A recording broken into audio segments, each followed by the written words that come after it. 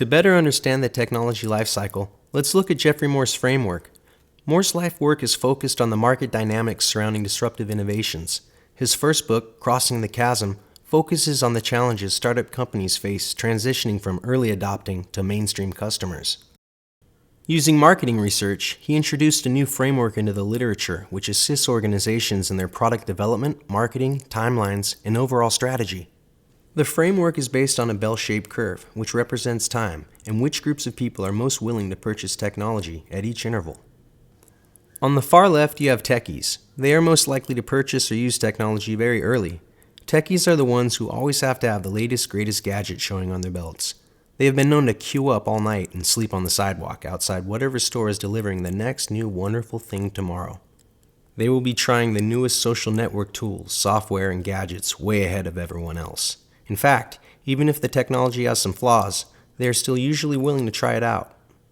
Then you have the visionaries, or early adopters. They will still adopt a product early, but only after the very rough edges have been taken off the product.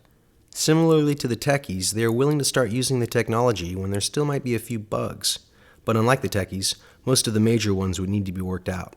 They are willing to tolerate some difficulties as a trade-off to having the newest technology. You should notice that these two groups make up a very small portion of the market, less than 20%. Most of the technology-based companies that launch out of places like Berkeley and Stanford and other universities never get beyond these two groups of customers. They never hit the big slice of the market, the Pragmatists and the Conservatives. Most products fall into this space, which Geoffrey Moore calls the chasm, and never make it to the larger market. This is a serious problem for emerging technologies. For those who do make it beyond the chasm, the technology will then reach the Pragmatists.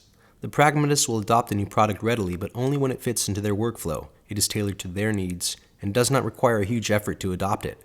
It must be reasonably robust, as they are not as patient as the techies or the visionaries, who are willing to tolerate flaws and bugs. Once the product has been tailored to fit them in whatever way they will utilize it, they will adopt it. The Pragmatists are welcoming to technologies that work for them. Beyond the Pragmatists, there are the Conservatives. This group is rather late to adopt a new technology, if they adopt it at all. This portion of the market will only adopt a new technology if it is intuitive, functional, and helpful in their lives. They are very rarely impressed by something just because it is the new cool toy. If they find that it is difficult to use, they are likely to discontinue it and probably will not try it again. The final group are the Skeptics. This group will not adopt the technology, even if it works flawlessly. They have no desire to learn a new skill or orient a new process into their lives. It takes too long, and they do not believe that the gain is worth the time it will take to learn it. The only way to integrate them into the market would be to integrate the technology into something that they already use or will be required to use. In this case, it is likely that they will not even be aware that they are using the technology, as it will be masked by something else. With only about 20% of the market being willing to adopt technology while it still has rough edges, many companies will fall into the chasm rather than making it to the other 80% of the market. Through the course, we'll explore some of the common reasons that this happens and what can be done to avoid it.